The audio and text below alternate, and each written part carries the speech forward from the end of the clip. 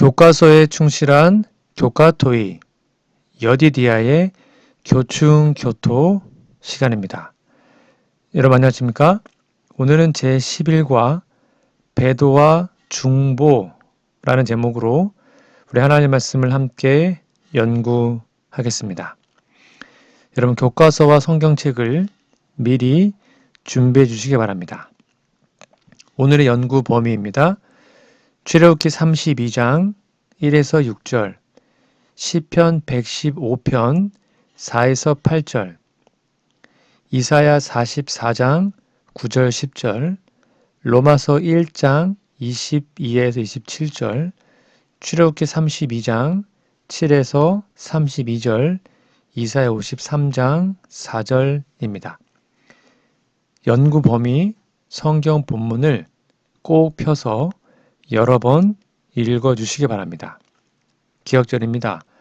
모세가 여호와께로 다시 나아가 여짜오되 슬프도소이다.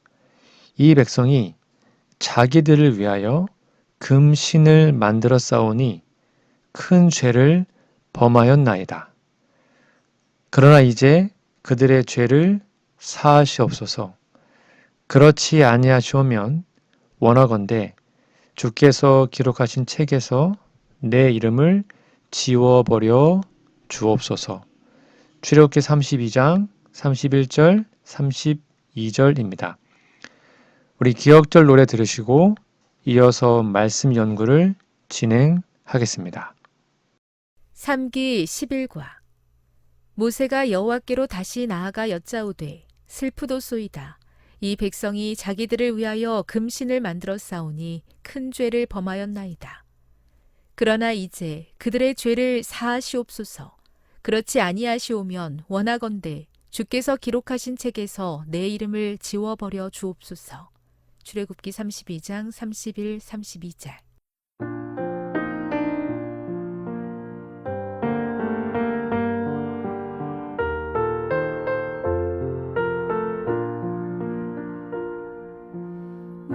모세가 여호와께로 다시 나아가 여짜오되 슬프도소이다. 이 백성이 자기들을 위하여 금신을 만들어 싸우니 큰 죄를 범하였나이다. 그러나 이제 그들의 죄를 사하시옵소서. 그렇지 아니하시오면 원하건대 주께서 기록하신 책에서 내 이름을 지워버려 주옵소서. 출애굽기 32장 31절 32절.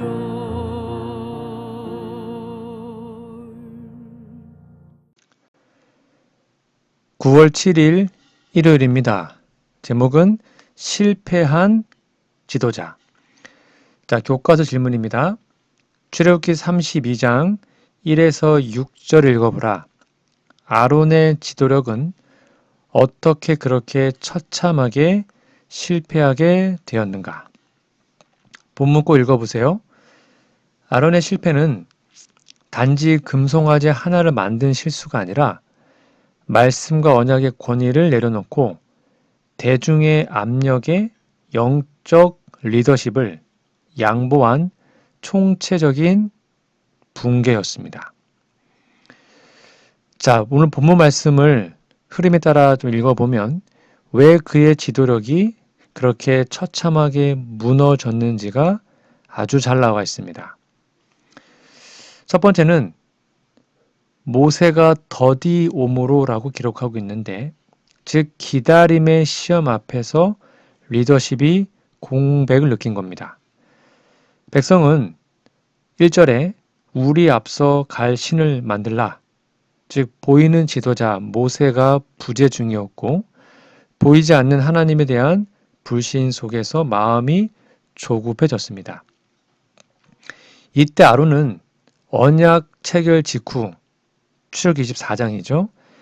그 백성들이 고백한 우리가 행하고 순종하리다 라고 했던 말씀을 상기시키고 아주 단호하게 기다리라고 해야 했습니다. 그러나 그는 대중의 불안과 압력을 영적인 능력으로, 리더십으로 다스리지 못했습니다. 즉 영감의 글은 이 장면을 아론이 사람을 기쁘게 하려는 마음, 즉 사람의 여론의 눈치를 봤다는 거죠.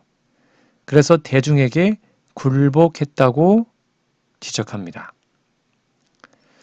그는 시간을 끌려고 뭔가 새로운 방책을 요구했지만 오히려 백성은 그 아론을 이겨 먹은 거죠. 두 번째는 인기와 타협의 리더십의 부분을 좀 살펴봐야 합니다. 귀고리를 떼어 내게로 가져오라 했습니다. 아론은 원칙을 선포하기보다는 다수의 요구를 관리하려 했죠. 그가 말한 것은 과열된 여론을 진정시키는 절충이었고 영적 사안에서의 절충은 곧 후퇴가 되는 것입니다. 즉 금은보화, 귀걸이를 가져오면 백성들이 아까워서 멈출 줄 알았거든요. 그런데 다 금과 은과 귀걸이를 떼어서 아론에게 준 겁니다. 그래서 그는 송아지, 즉 이집트의 우상 숭배였던 그것을 연상시키는 형상으로 출애굽 직전까지 그 문화에 젖어 있던 백성들의 기억과 요구를 만족시켜 준 겁니다.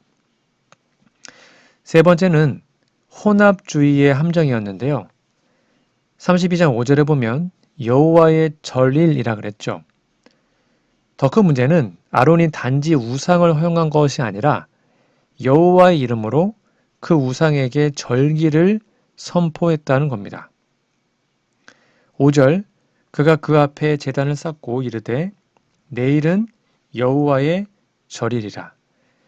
이것은 첫 번째 계명과 두 번째 계명을 정면으로 어긴 신학적 혼합이었습니다. 여호와를 섬긴다고 말은 하면서 세상의 방식과 상징으로 예배하려 했던 것이죠. 그러니까 이름은 여호와인데 실상은 금송아지, 형식은 절일, 즉 여호와의 절기인데 내용은 먹고 마시고 뛰노는 아주 이상한 예배를 드린 겁니다. 여기서 놀다, 6절에 먹고 마시고 놀다의 놀다는 단순한 오랑이 아니라 방탕한 흥청까지 시사하고 있습니다. 즉 거룩의 울타리를 허문 타협이 예배의 본질을 무너뜨린 겁니다. 네 번째는 말씀과 언약의 망각이었습니다. 지금 막 세운 언약을 스스로 폐기한 거죠. 시내산에서 피로 비준된 언약은 그 핵심은 보이지 않는 하나님을 말씀을 따라 믿음으로 섬기는 것이었습니다. 그러나 아론은 보이는 상징 요구하는 대중의 심리를 거슬러 말씀을 붙들지 못했고 제단을 쌓고 제사를 조직함으로 타락을 제도화했습니다. 즉 영적 지도자의 작은 양보가 공동체의 큰 타락으로 이어진 것입니다. 자, 그러면 오늘날의 교훈은 뭘까요? 참된 리더십은 인기가 아니라 원칙에 뿌리를 두어야 합니다. 하나님의 백성은 위기의 순간일수록 말씀과 언약을 소리내어 확인해야 합니다. 예배는 방법까지 거룩해야 합니다. 여호와의 절일, 즉 예배라는 간판이 걸려 있어도 하나님이 정하신 방식, 말씀 중심, 거룩, 원칙에 벗어난다면 그것은 다른 신을 섬기는 것입니다. 우리가 아무리 안식일 날 교회에서 예배 드릴 수 있어요. 그럴지라도 그것이 말씀에 벗어나면 하나님께 드리지 않는 것이죠. 또한 우리는 기다림을 중요시해야 합니다. 여러분, 더디 오는 것은 믿음을 검증하는 하나님의 하나의 방식이죠. 재림을 기다리는 교회도 동일한 시험을 받습니다. 보이지 않음을 이유로 뭔가 보이는 대체물, 권력, 물질, 감각적 종교 이런 것들을 찾지 않도록 경계해야 합니다. 그러나 또 은혜의 진리가 있었죠. 아론의 실패는 심각했지만 하나님은 그를 완전히 버리시지 않고 회개와 회복의 길을 허락하셨습니다. 이후에도 대제사장 직무를 하도록 용서하셨죠. 즉 리더의 낙오에도 중보자의 은혜가 길을 여신 겁니다. 여러분, 그러나 은혜는 타협의 구실이 아니라 거룩의 재헌신을 부르는 소명임을 기억해야 합니다. 정리하면 아론의 실패는 대중의 조급함과 압력 앞에서 말씀과 언약의 원칙을 지키지 못하고 여호와 이름으로 우상을 합리화한 혼합주의로 빠졌기 때문이죠. 이것이 영적 리더십 붕괴의 전형입니다. 여러분, 우리도 때로는 보이지 않는 하나님의 더딤 앞에서 쉽고 즉각적인 대체문을 찾고 싶어 합니다. 그러나 여호와의 절일이라는 간판을 걸고 금송아지를 세운 일이 오늘날의 교회 안에 없다고 누가 장담하겠습니까? 성공주의, 물질주의, 실적주의, 뭔가 감각에 우선한 예배가 말씀과 거룩성을 밀어내고 있지는 않습니까? 먼저 우리가 떨림으로 우리의 상황을 살펴야 합니다. 오늘 다시 언약 앞에 서서 고백합시다. 우리가 하나님의 말씀을 듣고 순종하겠습니다. 보이는 힘이 아니라 보이지 않는 말씀을 뭔가 대중의 박수가 아니라 하나님의 말씀을 선택해야 합니다. 우리의 지도자들, 저와 같은 그러한 지도자들이 교회에 모세의 담대함과 레위인의 분별, 무엇보다 어린 양의 온유와 거룩이 우리의 삶에 가득 부어지기를 간절히 소망합니다. 9월 8일 월요일입니다. 제목은 우상 숭배와 악인데요. 질문입니다. 출애굽기 32장 6절 읽어보라. 우상 숭배는 그들을 어떤 길로 신속히 이끌었는가? 시편 115편, 135편, 이사야 44장을 참고해 보시기 바랍니다. 자, 32장 6절은 금송아지 사건의 절정을 보여주는데요. 이튿날에 그들이 일찍 일어나 번제를 드리며 화목제를 드리고 백성이 앉아서 먹고 마시며 일어나서 뛰놀더라. 금송아지 앞에서 시작된 제사는 겉으로는 여호와의 절일, 즉 절기라고 불렀으나 실제로는 우상 숭배의 제의와 방탕한 연회로 변질되었습니다. 우상은 단지 돌이나 금속에 불과하지만 그것을 섬기는 자는 결국 그것과 같은 공허함과 무능 속으로 끌려갑니다. 시편 115편 4에서 8절 이렇게 말하고 있죠. 그들의 우상은 은과 금이요 사람의 손으로 만든 것이라. 그것을 만드는 자와 그것을 의지하는 자가 다 그것과 같으리로다. 즉 우상을 만들고 섬기는 자는 말 못한 우상처럼 영적 감각이 마비되고 생명 없는 형상처럼 죽은 자와 같은 상태에 빠지게 됩니다. 시편 135편 15에서 18절도 같은 진리를 반복하죠. 그리고 이사야 44장 9에서 10절도 우상을 만든 자가 결국 자기의 수치를 만들어낸다고 선언합니다. 이스라엘은 여호와의 절일이라는 이름을 걸고 있었지만 실제로는 먹고 마시며 음란과 방종에 빠졌습니다. 여기서 일어나서 뛰놀았다 6절입니다. 이 표현은 단순한 놀이가 아니라 고대 우상 숭배 제의에서 흔히 동반되던 음란한 축제와 성적 방탕을 내포하기도 합니다. 즉 우상 숭배는 그들을 신속히 도덕적 타락과 영적 혼돈으로 이끌어 갔고 결국 하나님의 진노와 언약 파기의 위기를 불러왔습니다.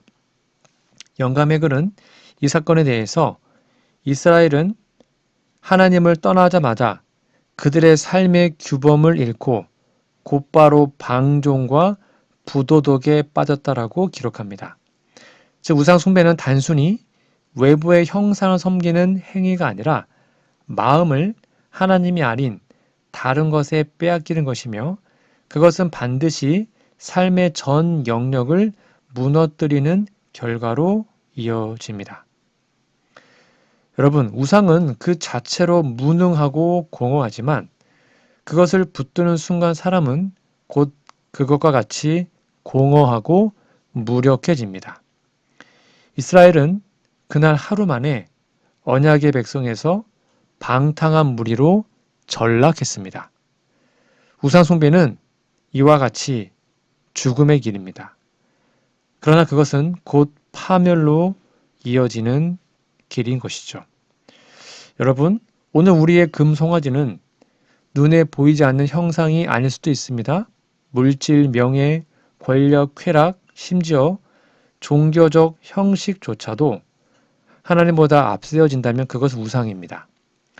우상을 섬기는 순간 우리는 곧 그것과 같이 공허해지고 영적 감각을 잃으며 죄의 방탕 속으로 빠져듭니다. 그러나 하나님은 여전히 우리를 불러 말씀하십니다. 너희는 나 외에는 다른 신들을 내게 두지 말라. 오늘 우리의 마음을 다시금 참되신 하나님께 드립시다. 공허한 금송아지를 버리고 살아계신 그리스도의 십자가를 붙드는 백성이 됩시다. 그러면 우리는 죽은 우상이 아니라 살아계신 주님을 닮아가는 생명력 있는 삶으로 변화될 것입니다. 밑에 있는 두 번째 질문입니다. 금송아지 배도는 로마서 1장 22에서 27절에 기록된 내용을 어떻게 반영하고 있는가? 꼭 읽어보십시오. 금송아지 배도의 사건은 단순한 과거 이스라엘의 죄가 아니라 바울이 로마서 1장 22에서 27절에 묘사된 인간의 보편적인 타락 과정을 그대로 반영합니다. 첫 번째 1장 22절 지혜 있다 하나 어리석게 됩니다. 이스라엘 백성은 시내산에서 하나님의 영광을 직접 목격했습니다. 그러나 지혜 있다 하나 어리석게 되어 하나님의 살아계심을 망각하고 금송아지를 만들었습니다.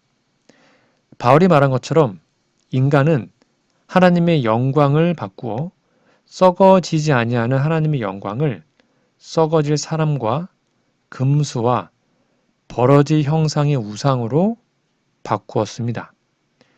금송아지는 바로 그런 변질의 대표적인 상징이었습니다.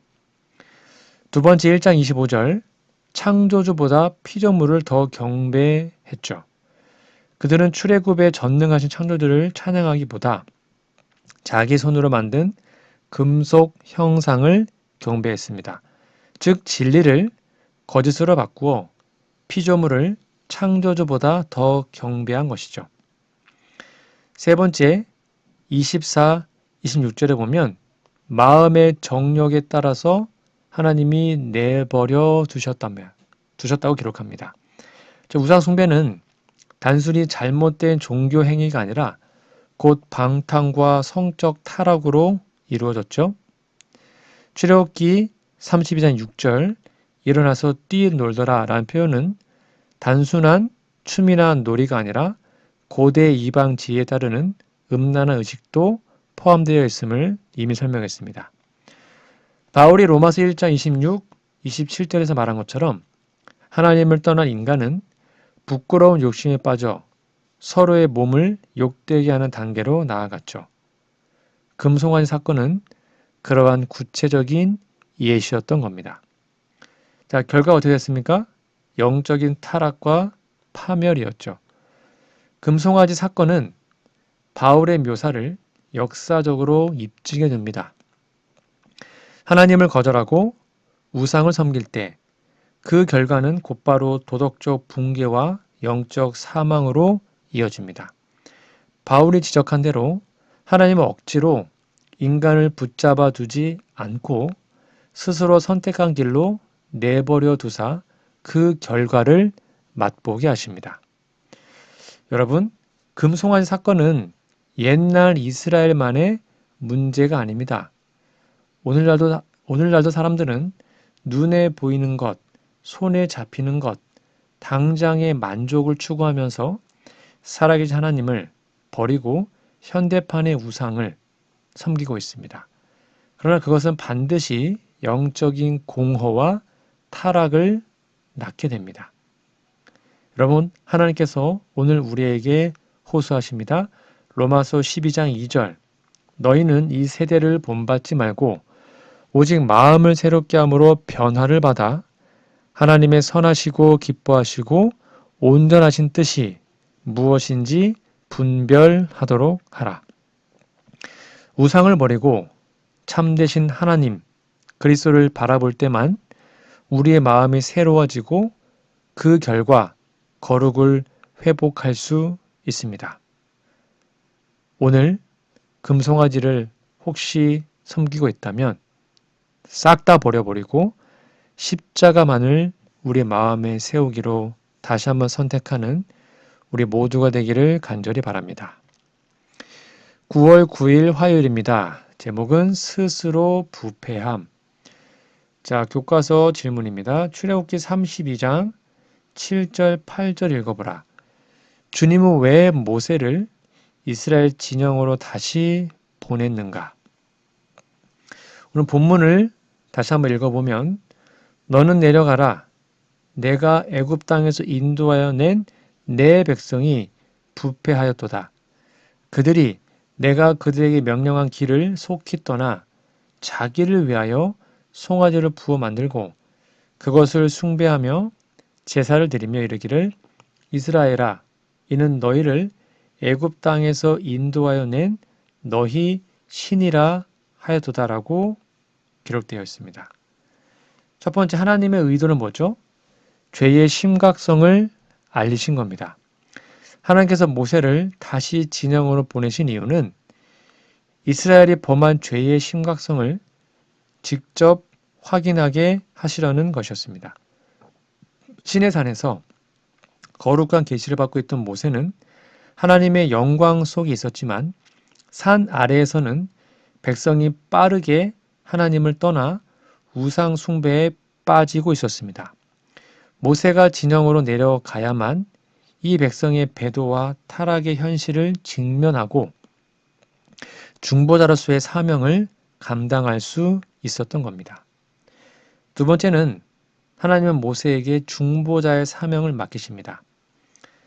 하나님은 모세를 단순한 율법 전달자가 아니라 백성을 위한 중보자로 세우셨습니다. 모세는 그들의 죄를 보고 그들을 위해 간구하며 동시에 죄를 바로잡는 지도자의 역할을 해야만 했습니다.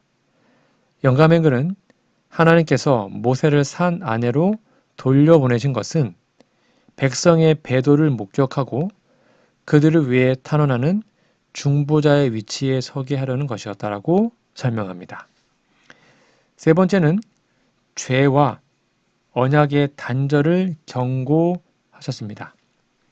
하나님께서는 이스라엘 백성을 나의 백성이라고 말하지 않고 모세에게 너가 인도한 너의 백성이다라고 말씀하셨습니다.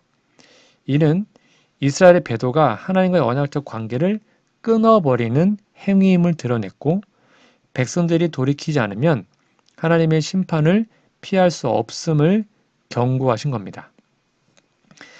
여러분, 이 사건은 우리에게 중요한 영적 교훈을 줍니다. 하나님께서는 오늘날에도 교회 지도자들, 신앙인들을 세우셔서 죄의 현실을 직시하고 백성을 위해 기도하며 진리를 바로 세우는 사명을 맡기십니다. 우리도 죄를 방관하지 않고 사랑으로 권면하며 동시에 무릎 꿇고 중보 기도하는 자리에 서야 합니다. 여러분, 하나님께서는 모세를 다시 진영으로 보내셨습니다. 이는 그 백성이 여전히 회개의 기회를 붙잡을 수 있었기 때문입니다. 오늘도 주님은 우리를 세상으로 다시 보내시며 무너지고 방황하는 영혼들을 그리스도의 은혜와 진리를 전하라고 부르십니다. 너는 내려가라. 이 하나님의 음성은 곧 우리에게 주어진 사명이며 소명이기도 하죠. 우리도 모세처럼 하나님의 마음을 품고 죄 가운데 방황하는 자들을 위해서 무릎 꿇어 기도하며 그들을 구원하는 중보자의 길을 걸어가지 않겠습니까? 그러한 사명이 우리 모두에게 꼭 회복되기를 간절히 바랍니다. 9월 10일 수요일입니다. 제목은 하나님의 의로운 진노. 자, 교과서 질문해 보시면 출애굽기 32장 9에서 29절을 읽어보라. 이스라엘을 멸망시키겠다는 하나님의 뜻에 모세는 어떤 반응을 보였는가? 여러분, 출애굽기 32장 9에서 29절은 이스라엘의 금송아지 배도 사건의 정점에서 하나님의 공의와 모세의 중보가 맞닿는 장면입니다. 여기서 드러난 모세의 반응은 단순한 인간적 동정이 아니라 하나님의 마음을 깊이 이해한 지도자의 모범을 보여줍니다. 첫 번째, 하나님의 진노와 경고인데요. 하나님께서는 이스라엘 백성을 목이 곧은 백성이라고 규정하시며 그들을 멸망시키고 모세로부터 새로운 민족을 세우실 수 있다고 말씀하십니다. 이는 백성의 죄악이 얼마나 심각한지 드러내는 동시에 모세의 진정한 지도자됨을 시험하는 장면이었죠. 이때 모세의 반응이 어땠죠? 자기 백성을 위해서 중보합니다. 모세는 즉시 하나님 앞에 간구합니다. 그는 하나님의 영광과 언약을 근거로 탄원합니다. 12절, 하나님의 명예를 위해서 애굽 사람들이 여호와가 악한 의도로 그들을 인도해서 다 죽게 하려 한 거다 라고 말하면 하나님의 영광이 가린다는 겁니다. 또한 언약을 위해서 기도합니다. 13절, 아브라함, 이삭, 야곱에게 주신 언약을 기억해달라고 간청하죠. 즉 모세는 자신의 명예나 새로운 민족의 가능성이 아니라 하나님의 이름과 언약의 신실성을 붙들고 기도했던 겁니다. 목숨을 걸고요. 이것이 참된 중보자의 모습이죠. 세 번째로 모세의 자기 희생적 사랑의 모습을 봐야 합니다. 더 나아가 모세는 백성의 죄를 용서해 주시지 않으실 경우 차라리 자신의 이름을 생명책에서 지워달라고 요청합니다. 32장 32절입니다.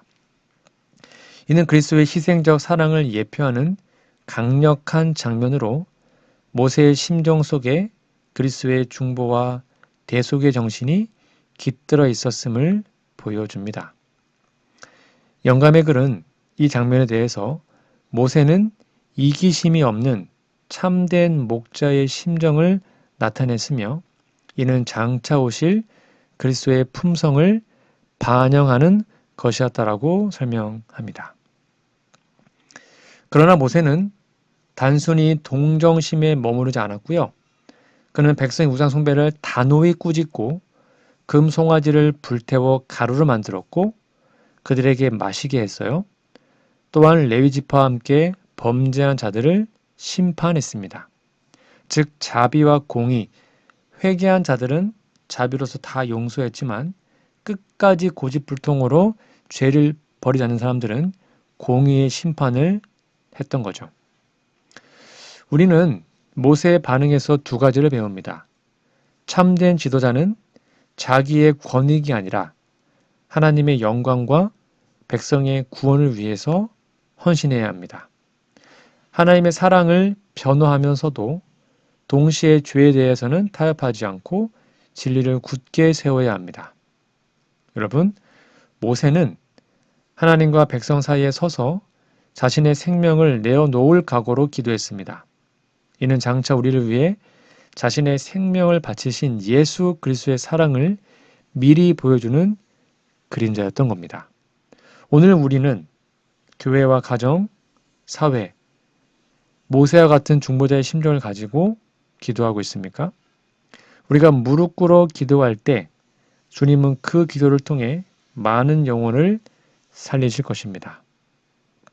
오늘 하루 우리의 이름이 아니라 주님의 이름이 영화롭게 되게 하시고 우리의 이웃과 교회를 주님의 은혜로 붙들어 달라고 기도하는 우리 모두가 되기를 간절히 바랍니다. 9월 11일 목요일입니다. 제목은 중보인데요. 교과서 질문입니다. 출애굽기 32장 30절에서 32절을 읽어보라. 모세는 죄인들을 위한 중보 기도에서 어떤 모습까지 보였는가? 오늘 본문에 보면 모세는 금송아지 우상 숭배로 범죄한 백성을 위해 하나님 앞에 더 놀라운 간구를 드립니다. 이튿날 모세가 백성에게 이르되 너희가 큰 죄를 범하였도다. 내가 이제 여호와께로 올라가노니 혹 너희 죄를 속할까 하노라 하고 모세가 여호와께로 다시 나아가 여짜오되 슬프도소이다. 이 백성이 자기들을 위하여 금송아지를 만들어 싸우니 큰 죄를 범하였나이다. 그러나 이제 그들의 죄를 사하시옵소서. 그렇지 아니하시오면 원컨대 주께서 기록하신 책에서 내 이름을 지워버려 주옵소서. 여기에서 모세의 중보기도는 몇 가지의 특징을 보여줍니다. 첫 번째는 죄의 엄중함을 인정합니다. 모세는 백성의 죄를 감추거나 축소하지 않았습니다. 30절 그는 큰 죄를 범하였다라고 고백하며 죄를 있는 그들 하나님 앞에 내놓았습니다. 즉 참된 중보는 죄를 미화하지도 않고 죄를 줄이지도 않습니다. 그냥 죄를 인정하는 데서 시작됩니다. 두 번째는 죄 사함을 간구하죠. 모세는 백성을 향한 하나님의 공의로운 진노를 알았지만 그럼에도 불구하고 그들의 죄를 사해달라고 간구했습니다. 이는 중보자가 하나님의 자비를 의지하여 죄인을 위해 간청하는 본질을 보여줍니다. 세 번째는 자기 희생적 사랑이죠. 모세는 백성의 용서를 간구하면서 만약 그럴 수 없다면 기록하신 책에서 내 이름을 지워버려 달라고 말합니다. 이는 자신의 구원까지 포기할 진정, 백성이 구원받길 바라는 자기 희생적 사랑이죠. 바울도 로마서 9장 3절에서 내 형제, 곧 고르게의 친척을 위하여 내 자신이 저주를 받아 그리스도에게서 끊어질지라도 원하는 바로다 라고 고백한 것과 같은 심정이죠. 재림교회 주석은 이 장면을 설명하면서 모세는 단순히 민족 지도자 이상의 모습을 보였고 장차 오실 참된 중보자 예수 그리스도의 모형이 되었다라고 말합니다. 모세는 죄인들을 대신하여 서서 자신의 생명을 내어줄 준비가 된 중보자로서 그리스도의 희생적 사랑을 예표한 것입니다. 결국 모세의 기도는 자신이 생하는 사랑과 죄인을 위한 철저한 중보를 보여줍니다. 이는 그리스도께서 십자가에서 보여주신 사랑을 가리키며 우리도 사랑한 이들을 위해 무릎 꿇고 기도하는 삶으로 부름받았음을 깨닫게 됩니다.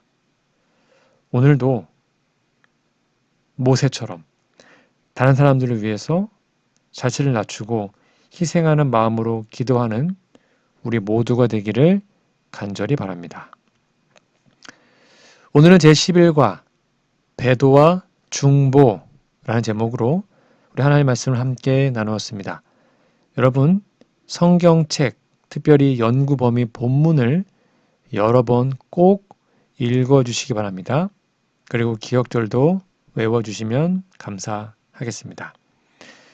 다음 주는 벌써 12가네요. 여호와의 영광을 내게 보이소서라는 제목으로 우리 하나님 말씀을 함께 연구하겠습니다. 다음 주까지 건강하시고 우리 기도하고 오늘 모든 공부를 마치겠습니다. 하늘에 계신 아버지, 우리도 연약하고 부족한 죄인입니다. 우리의 경험 속에서 원한 일이 아니지만 어쩔 수 없는 일이 일어날 때도 있습니다. 잘못이 있다면 용서해 주시고 그런 환경과 경험 속에서 건지셔서 주님을 높일 수 있게 용기와 지혜를 주옵소서. 우리의 세상은 우상으로 가득 차 있습니다. 보이는 우상과 마음의 우상으로 세상은 하나님에게서 멀어지고 우리의 삶도 알게 모르게 그것에 물들기 쉽습니다. 편만한 영향력에게서 우리를 지켜주시고 참 하나님을 기억하고 찾도록 도와주옵소서. 때로 신앙의 문제를 얼마나 가볍게 여기는지 모릅니다. 이스라엘과 같은 잘못에 빠지지 않을 것이라 하면서도 우리 생각과 감정은 다른 일들로 왜곡되고 타락하기 쉽습니다. 마음을 일깨워 주시고 바른 길을 걷게 도와주옵소서. 주께서 우리에게 얼마나 놀라운 은혜와 특권을 주셨습니까? 그런데 그렇게 변명으로 속이며 죄를 이어간 아론과 같은 모습이 우리에게 있지 않습니까? 우리의 속절없는 죄악을 불쌍히 보시며 주님의 자비로 긍휼히 여기시고 도와주옵소서. 목숨까지 아끼지 않으면서 죄인을 위해 중보하신 예수님의 사랑에 감사합니다. 예수님께서 우리를 위해서 하신 놀라운 일을 분명히 기억하게 하옵소서. 백성들을 위해 온전히 헌신하고 사랑한 모세와 같은 사랑이 우리에게도 있게 하여 주시옵기를 예수님의 이름으로 기도합니다. 아멘.